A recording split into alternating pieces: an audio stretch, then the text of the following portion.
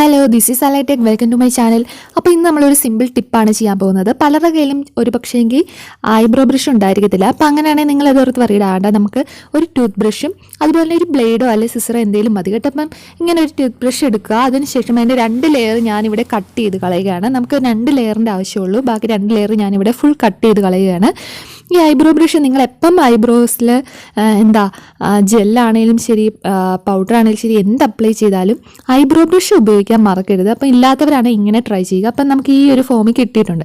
ഇനി ഞാൻ നിങ്ങളെ ഇത് കാണിച്ചു തരാം, ഇതിൻ്റെ ഒരു ഉപയോഗം കാണിച്ചു തരാം. ഞാനിപ്പം നല്ല എക്സസ് ആയിട്ട് ബഡ്സ് ഉപയോഗിച്ച് നല്ല കാജലോ കൺവെൻഷൻ എന്തെങ്കിലും നിങ്ങളൊന്ന് അപ്ലൈ ചെയ്ത് നോക്കുക. നിങ്ങളുടെ പുരുകത്തിൽ നല്ല കട്ടിക്ക് അപ്ലൈ ചെയ്യുക. അപ്ലൈ ചെയ്ത ശേഷം ഈ ബ്രഷ് ഉപയോഗിച്ച് ഈവൻ ട്യൂണാക്കി നമുക്ക് എടുക്കാം കേട്ടോ. അതായത് നമ്മൾ പുരുകത്തിൽ എന്തെങ്കിലും അപ്ലൈ ചെയ്തിട്ടുണ്ടെന്നോ അങ്ങനെ അറിയത്തില്ലാത്ത രീതിയിൽ നമുക്കത് അപ്ലൈ ചെയ്തെടുക്കാം. അപ്പം ഞാനിവിടെ നല്ല കട്ടിക്ക് 2 ഐബ്രോസും നമ്മുടെ കൺമഷി വെച്ച് ഫില്ല് ചെയ്തെടുത്തിട്ടുണ്ട്.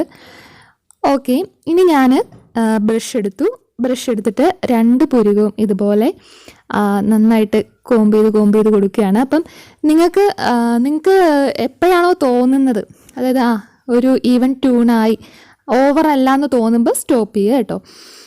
ഓക്കെ, നമ്മൾ ആ 2 ലെയർ കട്ട് ചെയ്ത് കൊടുത്തത് നമ്മളിങ്ങനെ കോമ്പ് ചെയ്യുമ്പം പുരുകത്തിന് ഔട്ട്സൈഡിലേക്ക് ഈ കാജലോ കൺമഷിയോ ഒന്നും പടരാതിരിക്കാനായിട്ടാണ് ഈ 2 ലെയർ. നമ്മുടെ പുരുകത്തിന് അത്രേ ഒരു വീതിയല്ലേ ഉള്ളൂ.